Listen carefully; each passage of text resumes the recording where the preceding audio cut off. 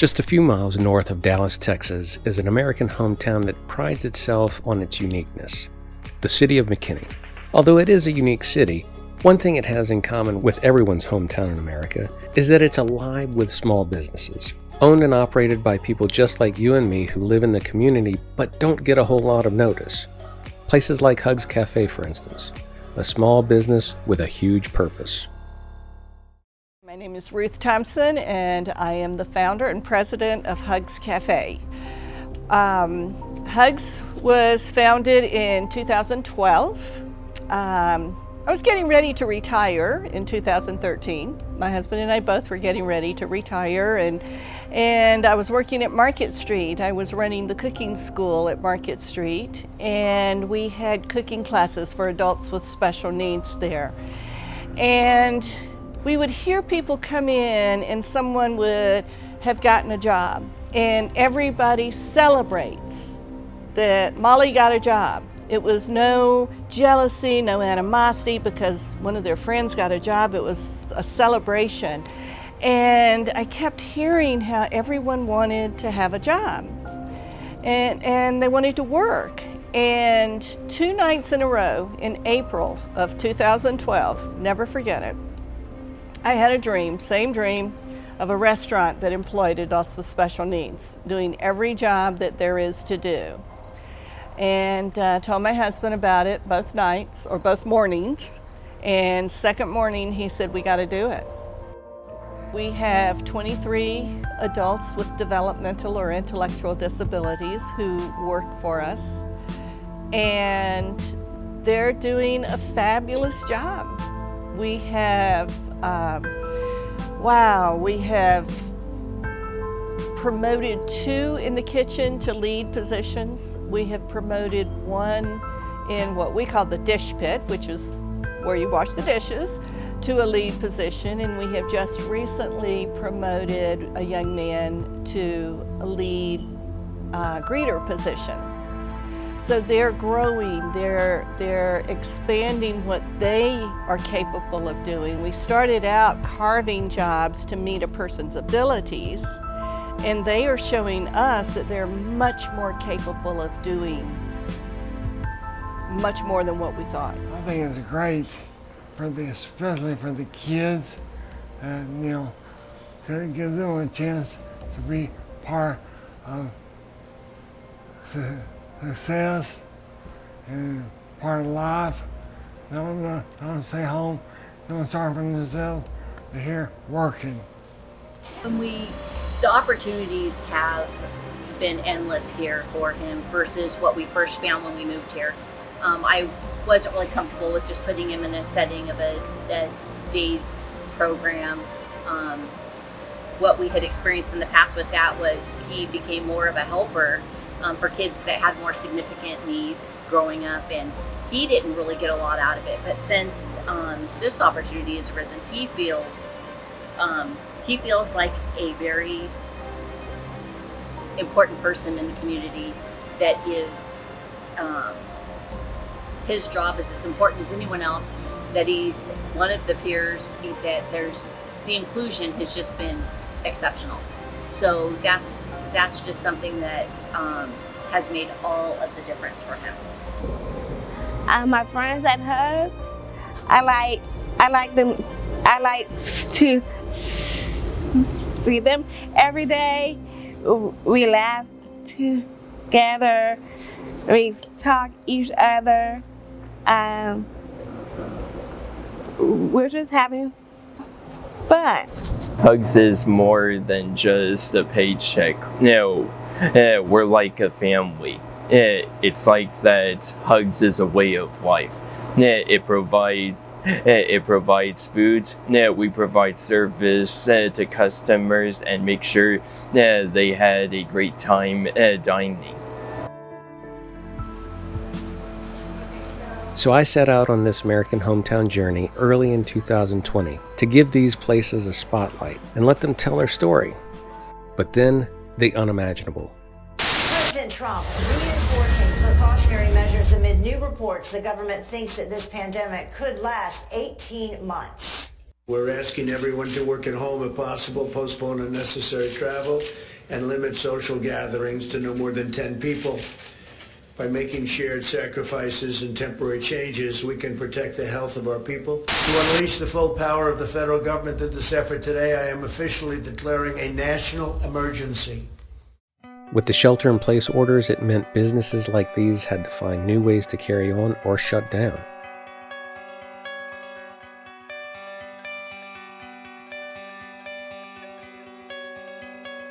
And with all of that happening, the question became, how do I get their story out there when I'm locked away at home? Then, with a little inspiration from another guy who loves to support small businesses in America, the idea occurred to me. Welcome back. This is another episode of American Hometown, the Quarantine Edition, where we're all stuck at home and the Weight Watchers points don't really matter. I'm your host, I'm Zach Wilson, and with me today, we have with us the good people at Hugs organization here in McKinney, Texas. So Lauren, I'm going to open it up to you, and you can kind of tell us broadly what's going on with everybody. Sure. So first off, for those that aren't familiar, Hugs Café Inc.'s mission is to provide training and employment for adults with special needs. So we are about on-the-job training and competitively paid employment for adults with special needs here in North Texas who need purpose and motivation to get up in the day, just like all of us. What we have done at Hugs Café Inc. is simplified our services so that our greenhouse program and our cafe program can still stay open. I really want to let the program managers share what they're doing because they're each unique to their program so that our teammates can still have their employment opportunities. So yeah, let's turn it over to Maria and see what's going on at the cafe with these simplified services. Hey guys. So basically what we're doing right now is curbside pickup only, or delivery, I should say. They can give us a call, they can email us, whatever their preferred method of ordering is. We give them, a time frame that they can pick it up, and we will either walk it out to them or we will deliver it. We can do just a drop-off delivery if they want, no contact. Sometimes, they'll open the door, they'll sign the receipt, but it's a fabulous thing the way the community has supported us in everything that we are doing. We are still offering our full menu. I know that some places are doing modified menus, but we're still offering our full menu. And it's just great. I mean, we're still employing our teammates. We're keeping in touch with those that are not here at the moment because of everything that is going on, but we do have 2 that are still on staff. They are management, and that is the reason why they are here, and they're doing great. And I know that there's cookies, because there are, the last there are time cookies. I was trying not to think about the cookies, but there are cookies. Yes, yes, we have wedding cake cookies, chocolate chip, and oatmeal cranberry walnut. So is something on the menu? Does that also include your grilled cheese sandwich? Because I've heard really good things about that. It does include our grilled cheese sandwiches. We are not selling as many specials as we do when we are open, but it does include our grilled cheese sandwich, which is Wednesday, Friday. And then on Tuesdays, we have a Cuban, and Thursdays, we have a Reuben. Okay. I can't wait for the time when we can produce this show the way that we want to, because that's my goal right there, is to get that grilled Coming cheese again sandwich. with your grilled cheese sandwich? That's right. That's my comfort food right there. It's good. I'm gonna hold you to it. I expect Absolutely. I expect great things. Absolutely. So Bill, why don't you tell us what's going on? Well, we're kind of going at our day-to-day things that we have to do to take care of the plant material. We've got a lot of perennials and herbs that we're currently selling in kits. We've done an online that Lauren's put together and delivering those on Saturdays, and have had a real good response to that. And we'll continue that. We've still got a lot of those to go. We're just now starting our potting our annuals for the basic color. If we had known we were going to be in this situation, we probably could have grown them a little earlier and been selling them now, because people want to get out and in their yards. And so we're offering kind of like the same thing the cafe is where we're doing a curbside or even sign up for social distancing shopping where a couple of people can come out every 30 minutes and if they want and go through the greenhouse and pick out what they want. And it keeps, because the teammates that we have 5 teammates here that work and still have 4 that come out and helping with the potting. Like I say, we're potting 14,000 plugs into 4-inch pots this week. So we've got a lot to do this week. And so we make it where everyone's safe and got that distance, and all the teammates they're better than most people anyway about social distancing, and at least they follow the rules. And so we're doing that. And here in the next few weeks, we'll be, as this stuff gets ready, we'll continue to put that out there, what's available, and just hopefully everybody will get through it, and we'll be on our way here to, we've got some beautiful looking stuff and finally got sunshine today. So that's always good. So this was my chance to continue the story.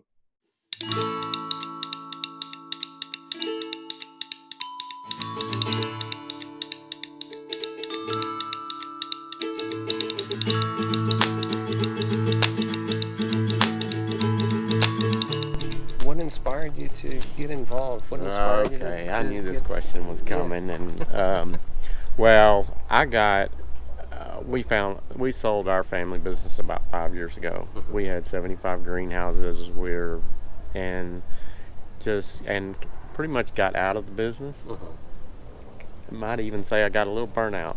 Yeah. And so did some other things, and then once we were involved with the cafe, mm-hmm. and my daughter, she started helping with the cafe, and she had a dear friend there that she went to high school with that works at the cafe, and so she would do the flowers for the gala.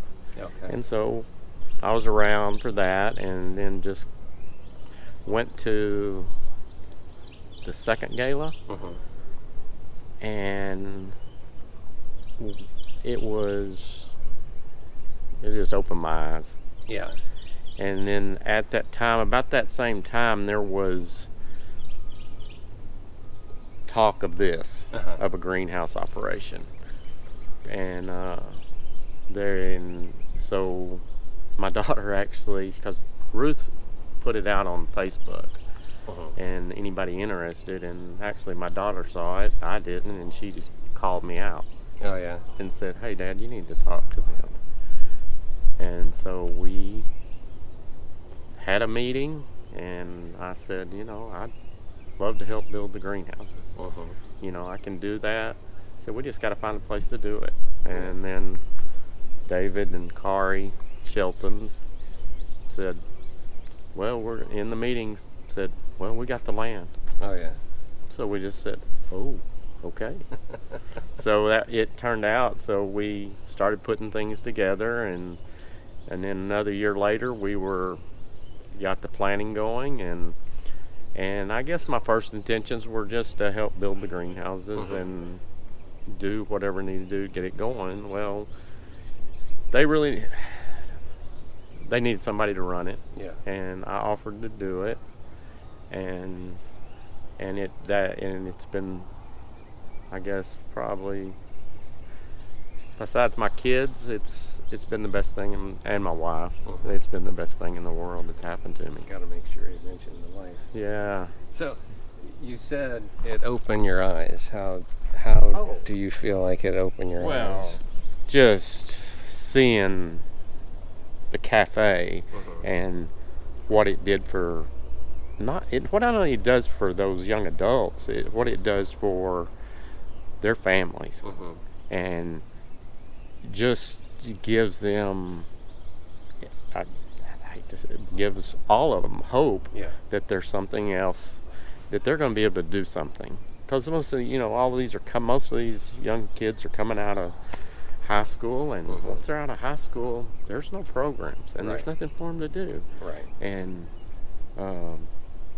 right now, I think that building that community, and that's where they found out at the cafe, nobody quits, and everybody wants, and there's more jobs, and so there's a big operation down in Houston, or in east of Houston, east of Katy, or west of Katy, called Brookwood Community, and that's been around for 30-something years, and they have 45 greenhouses. They've got, and you know, they're at 225 that part-time, full-time, and that's where the greenhouse idea, Ruth went down there, and so then that's where it came, and so now it's just, but naturally it's a struggle for us. Even our struggle is weather, and since we started, it's rained every spring and fall, and so we've had challenges, but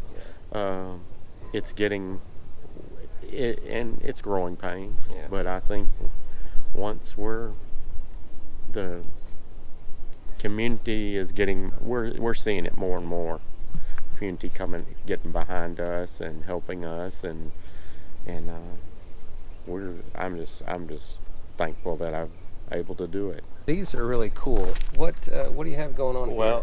This was with we were contacted by Downtown McKinney Association, and they're at the Impact Center in downtown McKinney, and they had these butterfly figures that are made out of iron that they wanted us or somebody, and we offered to help them with planning these, so that,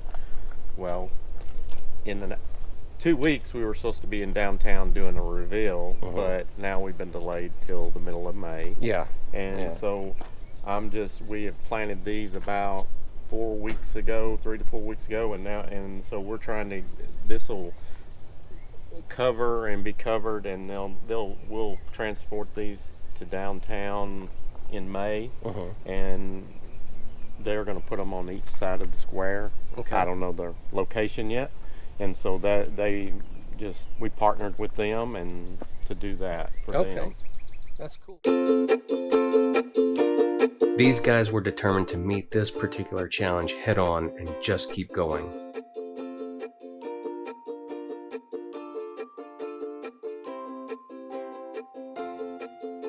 They even adopted new ways of continuing to do their Hugs Prep skills training by taking it online.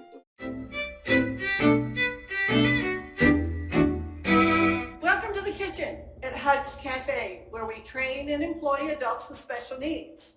My name is Ruth Thompson, the founder of Hugs, and I have a very special guest with me today, Danielle. Danielle is one of our students in our Hugs Prep class. And when we get ready to kick off Hugs Fulfilled, where we'll be making jams and jellies and selling them online, Danielle will be one of our first employees. So today, Danielle and I are going to show you how to properly measure ingredients when you're cooking. So Danielle, we have several different types of measuring equipment here. What kind of measurers are these? Liquid measures. They're liquid measures. So what kind of things would we measure in these measuring cups? Milk, water, oil. Anything that's liquid. Milk, water, oil. Very good.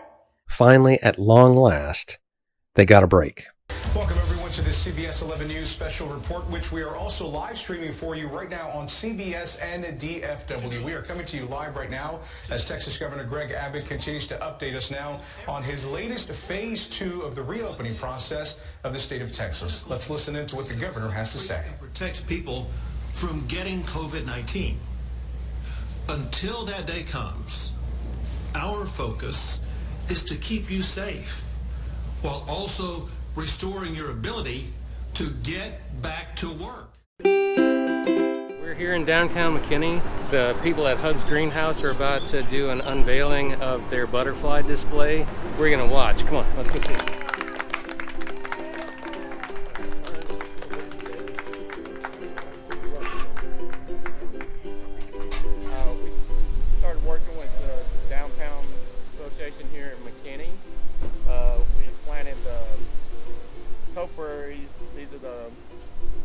McKinney's topiaries. We acquired them from and started planting those the mid to late March. Small tiny plugs of the white sweet alyssum, and the vinca or trailing periwinkles is in the rest of it. So it took us this long to grow them, and they'll continue to grow and build. And so we've actually, there's two of them, one on each corner. And you want to say a few words? Sure. So I'm Hunter, and I obviously work at Hugs Greenhouse. We sell a lot of plants that are like really nectar flowers for butterflies and other pollinators. Like some of our plants we grow are actually plants that some butterflies will lay eggs on, and you get to see butterflies go through their stages of their life cycle. It's really cool. So, and this is, hope you come see these sometime during the summer. These will be blooming really beautiful later on. So, I hope you come see these butterflies. So. I know you guys are in the process of getting back into the swing after the whole shelter in place, but I have to ask you, how did that impact the organization in general?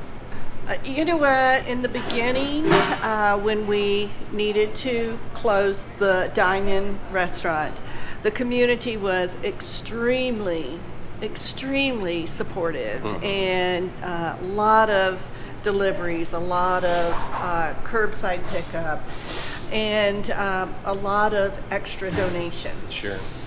And then after about 2 to 3 weeks, it was everybody realized that, this isn't going to be just a 2-week thing, and maybe they're looking at their own finances, and maybe people are losing their jobs. So, sales did slack off. Yeah. As far as our teammates are concerned, we cut down to 2 teammates a day.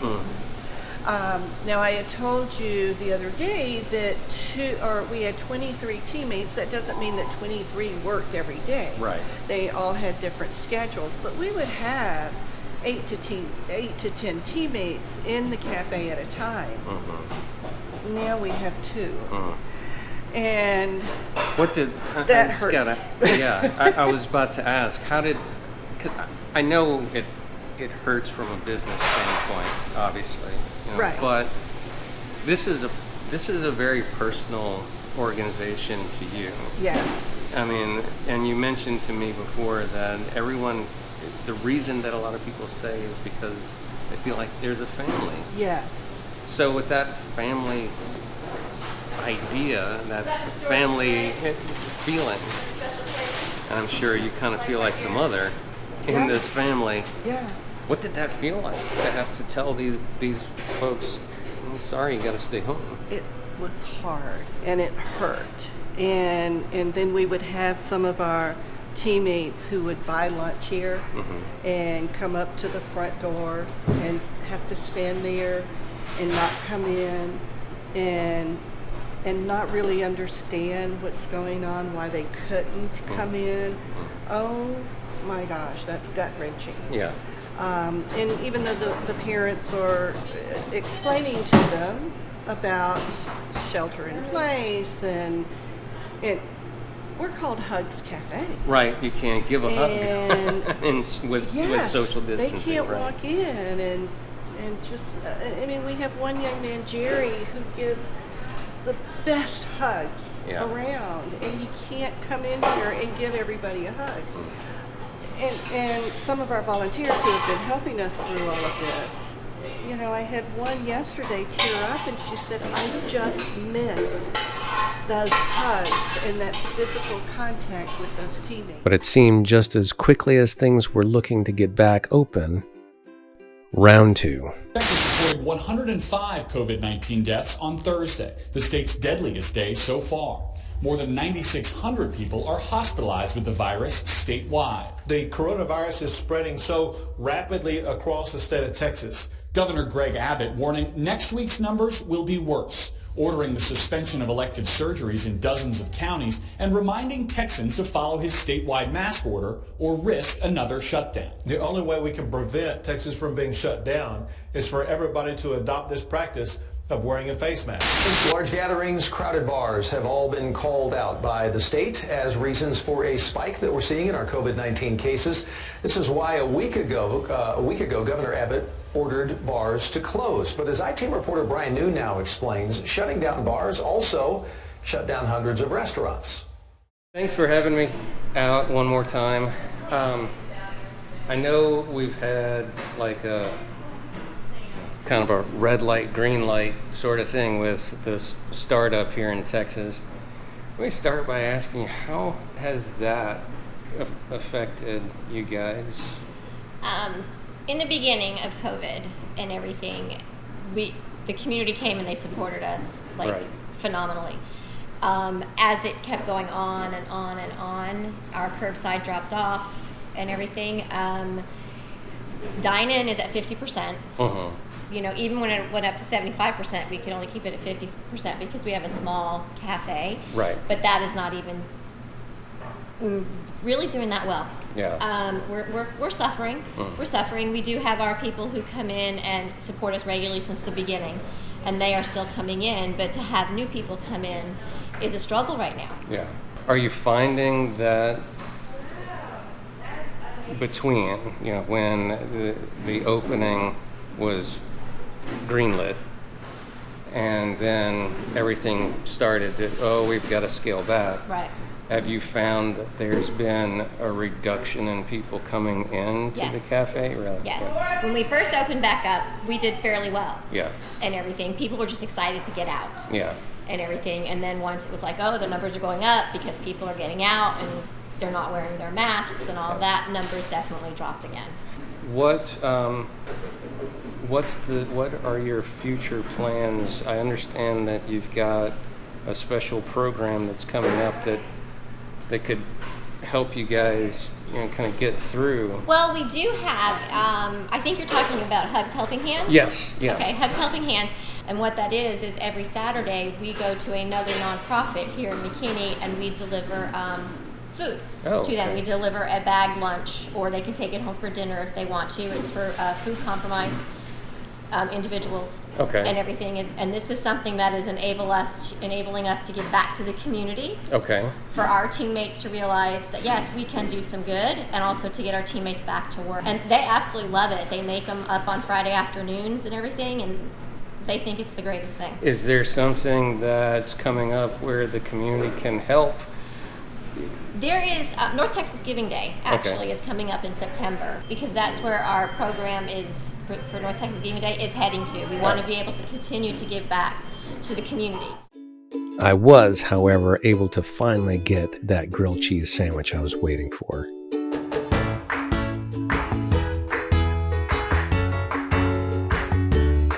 I'm getting excited. You can't tell because I got the mask on, but I am drooling right now, so.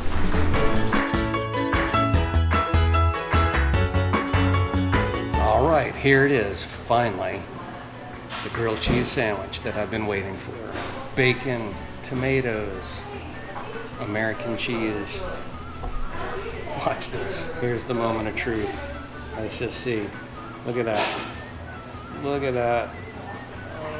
Oh, that ooey gooey cheese. That's amazing. All right, here we go. Try it out.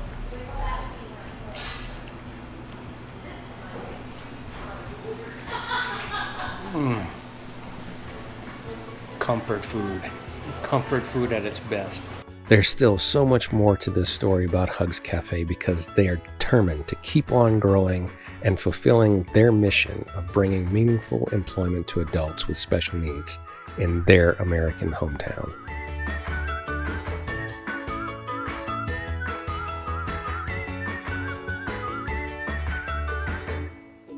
For more information on how you can help Hugs Café, go to northtexasgivingday.org/Hugs Café Inc.